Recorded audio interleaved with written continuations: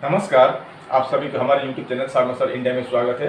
आज हम competitive exam जैसे कि एसएससी हो, सीएचएसएल हो या आरआरबी, एनटीपीसी कोई भी एग्जाम हो, वहाँ पर कुछ सवाल आपको मैथ से आता है, कुछ रीजनिंग से आता है, एनालॉजी से आता है, पेडागोजी से आता है, मैथ से आता है, इंग्लिश से आता है, या आपको मॉडर्न इंडियन लैंग्वेज या आपके मातृभाषा से भी कुछ सवाल ग्रामर पूछे जाते हैं। ऐसे राइटर के नाम वगैरह पूछे जाते हैं, उस तरह के सवाल पूछे जाते हैं। तो मैंने आपके सामने कुछ साइंस से भी कुछ क्वेश्चन आपके सामने 20 क्वेश्चन लेके आया हूँ। छोटा छोटा एमसीक्यू है। अगर आपको हमारी वीडियो अच्छी लगे तो लाइक शेयर और सब्सक्राइब भी करना और बेल के आइकन को भी दबाना। अब देर ना करते हुए हम वीडियो की ओर चलते हैं। चलिए आज का पहला सवाल देखते हैं। Which tree sends down roots from its branches to the soil? मतलब कौन सी पेड़ अपनी शाखाओं से जड़ नीचे मिट्टी में फेंक देते हैं या फेंक देते हैं। कौन सी पेड़ अपनी शाखाओं में से उनके जड़ नीचे फेंक छोड़ देते हैं। शाखा से, ब्रांच से उसका जड़ नीचे जाता है। कौन सी पेड़ होता है ऐसा जिसके शाखा से जड़ नीचे आता है? पाइन ट्री का होता है, पाम ट्री का, बानियन ट्री का या ओक ट्री का? कौन सी पेड़ से कौन सी पेड़ में आपने देखा ही होगा उस तरह का पेड़ जिसकी शाखाओं से जड़ नीचे चला जाता है? देखा होगा ना? ये तो ज्यादातर लोग ने देखा ही है। ये क्या ट्री होगा? बानियन ट्री या बड़गस बोलते हैं। पीपल गस और बड़गस होता है जो उसे बड़गस का या बानियन ट्री का शाखाओं से आपका ये रूट जड़ नीचे चला जाता है। Electric bulb filament is made of, वो इलेक्ट्रिक बल्ब के अंदर जो होता है, मान लीजिए ऐसा, यहाँ पर ऐसा ऐसा ऐसा ऐसा होता है, देखा है ना? जो वो किस चीज से बना है? Electric bulb filament is made of aluminium से बना है, लीड से बना है, टंगस्टन से बना है या कॉपर से बना है? कौन सी चीज से बना हुआ है इलेक्ट्रिक बल्ब का फिलामेंट? अंदर का वो कॉइल जैसा होता है छोटा, वो कौन सी चीज से बना हुआ है? आपका टंगस्टन से बना हुआ है। ठीक है। आपका तीसरा सवाल, ब्रास, ब्रास का मतलब पीतल। Brass gets discolour in air because of the presence of which of the following gases in air? पीतल क्या होता है? डिस्कलर्ड होता है, उसका रंग उड़ जाता है हवा में। किसके मौजूदगी के कारण? हवा में किस चीज के मौजूदगी के कारण वह पीतल का रंग डिस्कलर हो जाता है? हवा में कौन सी चीज है जिसकी वजह से वह पीतल का रंग चला जाता है? 4 ऑप्शन दिया हुआ है। नाइट्रोजन की वजह से चला जाता है, हाइड्रोजन सल्फाइड की वजह से चला जाता है, कार्बन डाइऑक्साइड की वजह से चला जाता है या ऑक्सीजन? कौन सी चीज हवा में मौजूद है जिसकी वजह से पीतल का रंग डिस्कलर होता है? तो सही जवाब क्या होगा आपका? डी वाला ऑप्शन, हाइड्रोजन सल्फाइड की वजह से आपका ये ब्रास या पीतल डिस्कलर हो जाता है। और मैंने यहाँ पर एक बात बोलना भूल गया, electric bulb filament is made of tungsten, ये ठीक है। और दूसरा, ये इलेक्ट्रिक बल्ब के अंदर कौन सा गैस होता है वो आपको पता है? ये इलेक्ट्रिक गैस के बल्ब के अंदर आर्गोन गैस ज्यादा होता है। बल्ब के अंदर आर्गोन गैस भरा हुआ होता है। ठीक है। और ये आपका गैस इन एयर बोला है। हवा में कितना कितना कौन सा गैस होता है ज्यादा? आपको पता है नाइट्रोजन होता है 78% वायु में। ठीक है। और आपका ऑक्सीजन होता है 21% होता है। कुल मिलाकर दोनों मिलाकर कितना होगा? 99% यहाँ दोनों पर हो गया। और बाकी 1% जो होता है वो अन्य gas, carbon dioxide, carbon monoxide, sulphur, ये हाइड्रोजन सल्फाइड, ये दुनिया अनेक तरह का गैस सब मिला के मीथेन, इथेन, ये क्या क्या गैस मिला के टोटल 1% होता है। ठीक है। 100% में से 78% नाइट्रोजन ही होता है वायुमंडल में या एटमॉस्फेयर में, और बाकी 21% ऑक्सीजन होता है। मतलब सबसे ज्यादा नाइट्रोजन होता है वायु में, दूसरे नंबर पर ऑक्सीजन होता है, और बाकी अन्य गैस 1% होता है। थोड़ा थोड़ा मात्रा में होता है, सीमित मात्रा में। ठीक है। आज का चौथा सवाल है, which of the following is a non metal that remains liquid at room temperature? निम्न में से कौन सा अधातु रूम टेम्परेचर में क्या रहता है? लिक्विड अवस्था में रहता है। लिक्विड मानी तरल अवस्था में रहता है। रूम टेम्परेचर में वो लिक्विड रहता है, वो नॉन मेटल भी है। तो कौन सा होगा? ब्रोमाइन, क्लोरीन, हेलियम या फास्फोरस? निम्नलिखित 4 में से कौन सा होगा जो ये सब चारों तो केवल नॉन मेटल्स बोला है? तो कौन सा नॉन मेटल है जो रूम टेम्परेचर में या साधारण रूम के टेम्परेचर में क्या होता है, लिक्विड अवस्था में रहता है? क्लोरीन रहता है, ब्रोमाइन रहता है, हेलियम रहता है या फास्फोरस रहता है? तो आपका सही जवाब क्या होगा? ब्रोमाइन। ये या ब्रोमीन या ब्रोमीन ये क्या होता है आपका रूम टेम्परेचर में वो लिक्विड अवस्था में रहता है ये, और ये नॉन मेटल है, अधातु है, धातु नहीं है, ये अधातु है। ठीक है। पांचवा सवाल, which of the following is used in pencil? निम्नलिखित में से कौन सा पेंसिल में यूज किया जाता है? पेंसिल, अगर आपने पेंसिल को साफ किया हो तो अंदर वाला जो लिखने वाला वो काला काला रहता है ना, वो कौन सा चीज से बनाया गया है? चारकोल से बनाया गया है, कोयले से, फास्फोरस से बनाया गया है, सिलिकॉन से बनाया गया है या ग्रेफाइट? कौन सी चीज से बनाया गया है? वो पेंसिल के अंदर जो वो काला होता है वो कौन सा चीज है? चारकोल है, फास्फोरस है, सिलिकॉन है या ग्रेफाइट है? तो आपका सही जवाब क्या होगा? ग्रेफाइट है। वो पेंसिल के अंदर जो काला होता है, जो जिससे हम लिखते हैं, बाहर तो वो सब वुड होता है, काठ होता है लकड़ी का, वो अंदर वाला जो काला होता है वो ग्रेफाइट होता है। ठीक है, पेंसिल का। और एक बात याद रखना, वो इलेक्ट्रिक का गुड कंडक्टर है। अगर आप मान लीजिए ये पेंसिल है, थोड़ा टेढ़ा हो गया है, ठीक है, अगर आप वो पेंसिल के अंदर का वो जो होता है ऐसा है, यहाँ पर अगर आप वो लाइन का तार लगा दीजिए कनेक्शन लेके, और इधर भी आप साफ कीजिए और इधर से भी ऐसे ही निकाल दीजिए, और यहाँ से दूसरा तार लगाने पर यहाँ पर इलेक्ट्रिक फ्लो होगा। ठीक है।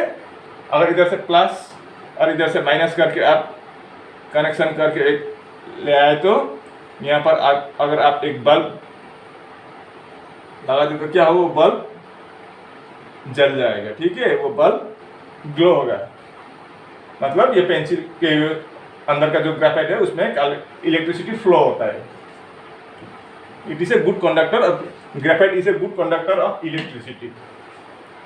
अब chemical formula of water is क्या होगा? केमिकल फार्मूला पानी का, ये बहुत आसान सा सवाल है। Chemical formula of water is H2O। ठीक है, पानी का केमिकल फार्मूला क्या होता है? H2O, हाइड्रोजन और ऑक्सीजन। और NaOH तो क्या है बोले तो क्या होगा? NaOH का मतलब सोडियम हाइड्रोक्साइड है ये। ठीक है, NaOH का मतलब सोडियम हाइड्रोक्साइड। CaCl का मतलब कैल्शियम क्लोराइड, और H2SO4 का मतलब सल्फ्यूरिक एसिड। ये सोडियम हाइड्रोक्साइड, कैल्शियम क्लोराइड और ये सल्फ्यूरिक एसिड, और ये बाद वाला ये H2O का मतलब वाटर या पानी। ठीक है, उसका केमिकल फार्मूला है। आज का 7वां सवाल है वॉशिंग सोडा। वॉशिंग सोडा मतलब कपड़ा धोने वाला soda. Washing soda is commonly name for, किस चीज का कॉमन नेम है वो? Washing soda is a common name for, किस चीज के कॉमन नाम वॉशिंग सोडा है? इसको कॉमन सोडा के नाम से जाना जाता है। Calcium bicarbonate, sodium bicarbonate, sodium carbonate और कैल्शियम कार्बोनेट। इन चार में से किसको हम कॉमन नेम से वॉशिंग सोडा के नाम से जाने जाते हैं? हम उनके नाम नहीं जानते ऐसे। ठीक है, तो हम उसको डायरेक्ट क्या बोलते हैं? वॉशिंग सोडा, कपड़ा धोने वाला सोडा बोलते हैं। तो कौन सा चीज है वो? कपड़ा धोने वाला सोडा में कौन सा चीज होता है? Calcium bicarbonate, sodium bicarbonate, sodium carbonate या कैल्शियम कार्बोनेट? क्या होता है आपका सही जवाब? सोडियम कार्बोनेट, आपका सी वाला ऑप्शन। वॉशिंग सोडा का मतलब सोडियम कार्बोनेट है। ठीक है। अब ब्रोमाइन इसे, ब्रोमीन क्या है? Colourless gas. बी पर ब्लैक सॉलिड, सी पर हाईली इन्फ्लेमेबल गैस या डी पर रेड लिक्विड।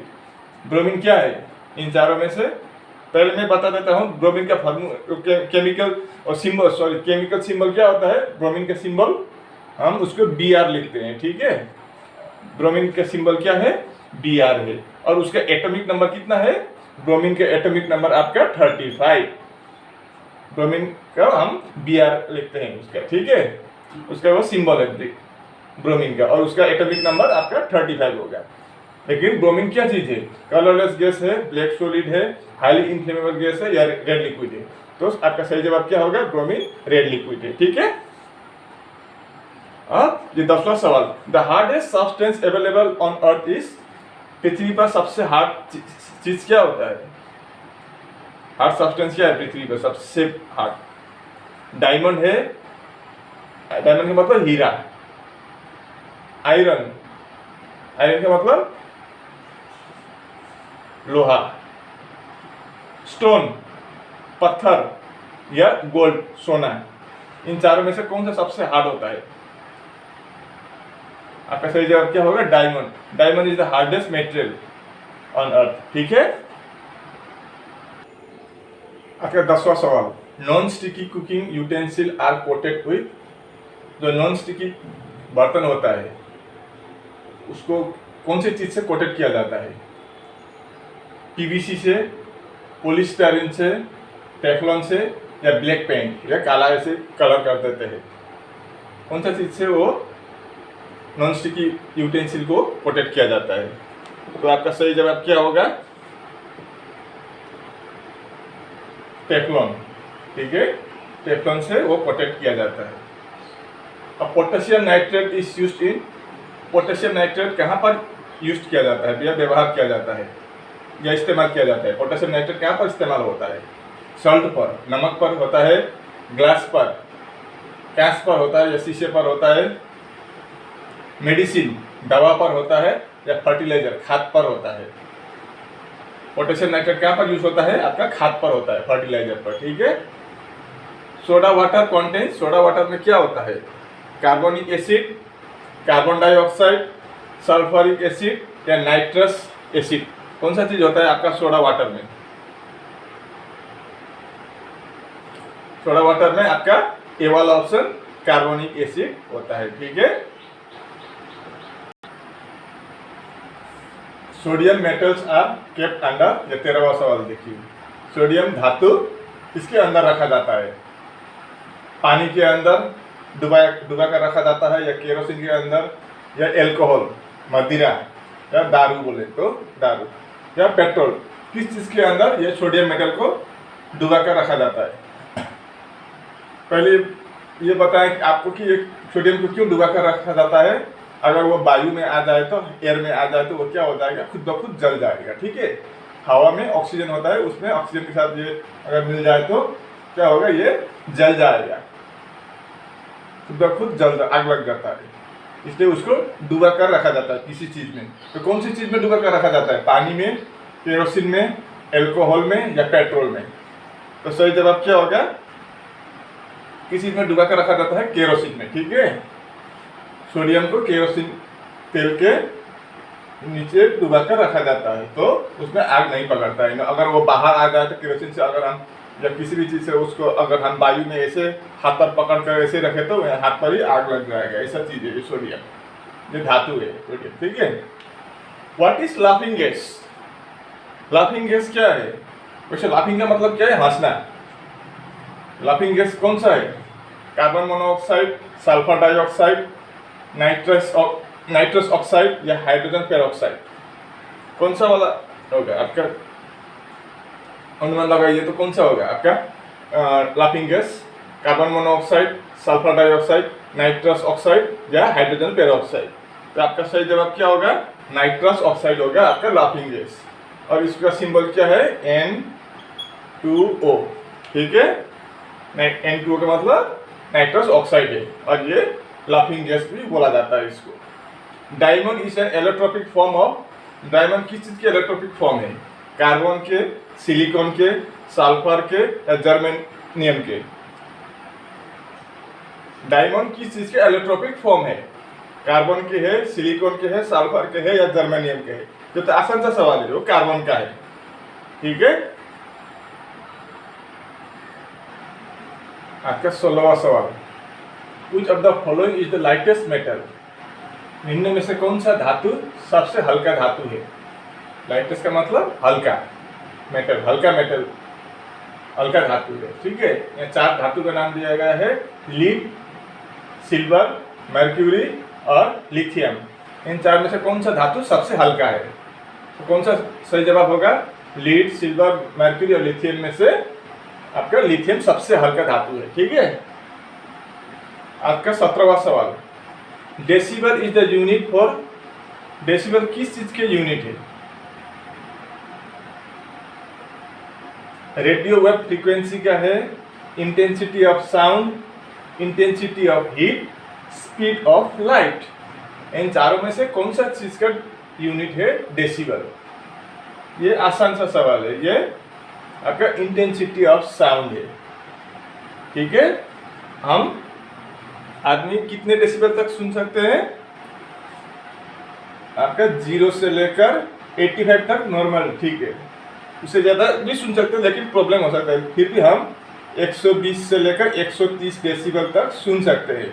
अगर 130 से भी ऊपर हो गया तो हमारा कान का पर्दा भी फट सकता है। ठीक है, उतना बड़ा आवाज़ होगा। हम 0 से नॉर्मल में कितना 85 वो नॉर्मल है, 0 से 85। फिर भी हम 120 से 130 तक सुन सकते हैं अगर हम उसको डेसिबल में। अगर हम हर्ट्ज में ले जाए तो हम आदमी लोग, हम ह्यूमन बींग या मनुष्य 20 हर्ट्ज से लेकर 20,000 हर्ट्ज तक सुन पाते हैं। ठीक है, 20 हर्ट्ज से कम का हमको सुनाई नहीं देता है, वो कुत्ता लोग को सुनाई देता है। जैसे एक पत्ता भी गिरता है तो कुत्ता लोग को पता चलता है, लेकिन हम लोग को उतना छोटा साउंड सुनाई नहीं देता है। और 20,000 हर्ट्ज से ऊपर का भी हमको प्रॉब्लम हो जाएगा हमारे कान के लिए। ठीक है, ये मतलब डेसिबल किस चीज का यूनिट है? तो इंटेंसिटी ऑफ साउंड। आपका 18वां सवाल, 1 kilometre is equal to how many miles? 1 kilometre कितने माइल के बराबर है? मतलब 1 माइल में कितना किलोमीटर होता है? या वैसा नहीं, 1 किलोमीटर में कितना माइल होता है? तो सही जवाब क्या होगा? 1.6, 0.5, 0.62 या 0.84। आपका सही जवाब क्या होगा? 1 किलोमीटर में आपका 0.62 माइल होता है। ठीक है, या 1 माइल में कितना होता है? 1.6 किलोमीटर। ये एम का मतलब मीटर नहीं है, मैंने यहाँ पर माइल को समझाया है। यहाँ माइल की बात चल रहा है, इसलिए 1 माइल का मतलब 1.6 किलोमीटर या 1 किलोमीटर इक्वल टू 0.62 माइल। ठीक है, ये आप याद रखिए। माइल बड़ा होता है, किलोमीटर छोटा होता है। आज का 19वां सवाल, 1 फैटम इज इक्वल टू, एक फैटम किसके बराबर होता है? 6 मीटर के बराबर, 6 मीटर, 7 फीट, 100 सेंटीमीटर या 6 फीट। तो कितना होगा आपका आंसर? एक फैटम किसके बराबर होगा?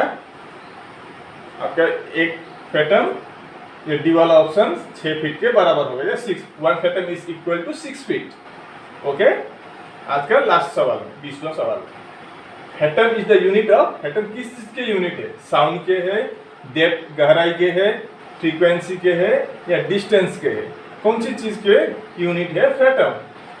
तो ये विशेष करके ये हमारे यहाँ इंडिया में इतना ये फैटम यूज नहीं होता। ये दक्षिणी देश जैसे अमेरिका हो या यूके, वहाँ पर ये फैटम ज़्यादा यूज होता है। ठीक है, फैटम किस चीज़ के,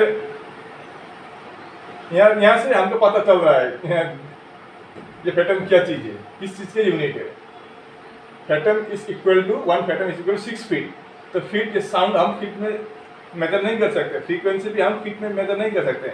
अब बच गया डिस्टेंस और डेप्थ, इन दोनों में एक होगा। तो कौन सा होगा? डेप्थ होगा, गहराई। सागर, ये उन लोग, ये ब्रिटिश बोले या अमेरिकन बोले, ये सागर की गहराई को नापने के लिए ये फैटम वर्ड यूज करते हैं, यूनिट के हिसाब से। ठीक है, 1 फैटम का मतलब 6 फीट है, तो वो समुद्र के नीचे कितना फैटम है वो हिसाब करने के लिए वो लोग यूनिट जो है वो फैटम यूज करते हैं। जो मतलब fathom is the unit of depth, गहराई नापने के लिए फैटम यूज होता है। ठीक है, फैटम वर्ड यूज होता है ये यूनिट के हिसाब से। अब आप बताइए कि आपको हमारे वीडियो कैसे लगे। अगर हमारे वीडियो में कुछ कमी रह गई है तो आप अपना सलाह जरूर दे सकते हैं, उसके लिए हम आभारी रहेंगे। आपका सलाह कमेंट बॉक्स में दीजिए। मैं ऐसे मुद्दे लेकर आपके सामने फिर जल्द हाजिर होंगे। तब तक के लिए मुझे विदाई दीजिए। आपका दिन शुभ हो। नमस्कार।